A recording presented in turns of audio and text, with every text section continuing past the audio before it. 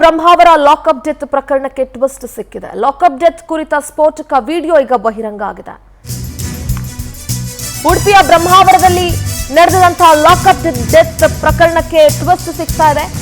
Lockup death ಕುರಿತ ಸ್ಫೋಟಕ video ಕೂಡ ಈಗ ಬಹಿರಂಗ ಆಗ್ತಾ ಇದೆ. ಆರೋಪಿ ಮೈ ಮೇಲೆ ಗಂಭೀರ ಗಾಯದ ಗುರುತಿದೆ. ಮೊಣಕಾಲಿನ ಕೆಳಗೆ ಲಾಠಿ ಏಟಿನಿಂದ ಹೊಡೆದಿರುವಂತಹ ಗುರುತಿದೆ. ನವೆಂಬರ್ 9ರಂದು ಬ್ರಹ್ಮಾವರ ಠಾಣೆಯಲ್ಲಿ ಲಾಕಪ್ ಡೆತ್ ನಡೆದಿತ್ತು. ಕೇರಳ ಮೂಲದ ಕಾರ್ಮಿಕ ಬಿಜು ಮೋಹನ್ ಮೃತಪಟ್ಟಿದ್ದ. ಪೊಲೀಸರ ವಿರುದ್ಧ ಬಿಜು ಮೋಹನ್ ಕುಟುಂಬಸ್ಥರು ಗಂಭೀರ ಆರೋಪವನ್ನ ಮಾಡಿದ್ರು.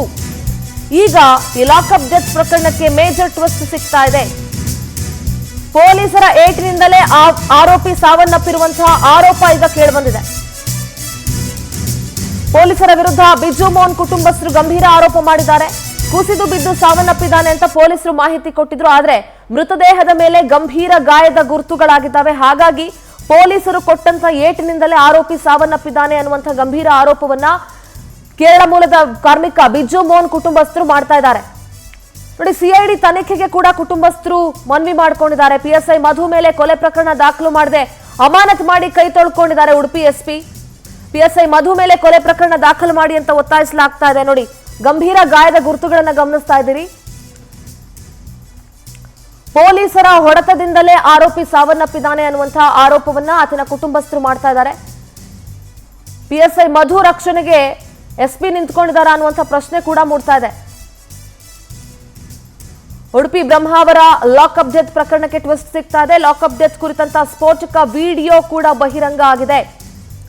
ನೋಡಿ, ಮೃತದೇಹದ ಮೇಲೆ ಒಂದಷ್ಟು ಗಾಯಗಳು ಕಂಡು ಬಂದಿದೆ ಅಲ್ಲಿ. ಸೊ ಹೀಗಾಗಿ ಪೊಲೀಸರ ಏಟಿನಿಂದಲೇ ಆರೋಪಿ ಸಾವನ್ನಪ್ಪಿರುವಂತಹ ಆರೋಪ ಕೇಳಿ ಬಂದಿದೆ. ಕುಸಿದು ಬಿದ್ದು ಸಾವನ್ನಪ್ಪಿದ್ದಾನೆ ಅಂತ ಪೊಲೀಸರು ಮಾಹಿತಿ ಕೊಟ್ಟಿದ್ರು. ಆದ್ರೆ ಮೃತದೇಹದ ಮೇಲೆ ಗಂಭೀರ ಗಾಯದ ಗುರುತುಗಳು ಕೂಡ ಇರೋದ್ರಿಂದ ಈ ಪ್ರಕರಣವನ್ನ ಸಿಐಡಿ ತನಿಖೆಗೆ ವಹಿಸಬೇಕು ಅಂತ ಆಗ್ರಹಿಸಲಾಗ್ತಾ ಇದೆ. ನಮ್ಮ ಪ್ರತಿನಿಧಿ ಜಯಂತ್ ದೂರವಾಣಿ ಸಂಪರ್ಕದಲ್ಲಿ ಜಾಯ್ನ್ ಆಗ್ತಾ ಇದ್ದಾರೆ. ಜಯಂತ್, ಈ ಬ್ರಹ್ಮಾವರದ ಲಾಕಪ್ ಡೆತ್ ಪ್ರಕರಣಕ್ಕೆ ಒಂದಷ್ಟು ಟ್ವಿಸ್ಟ್ ಸಿಗ್ತಾ ಇದೆ.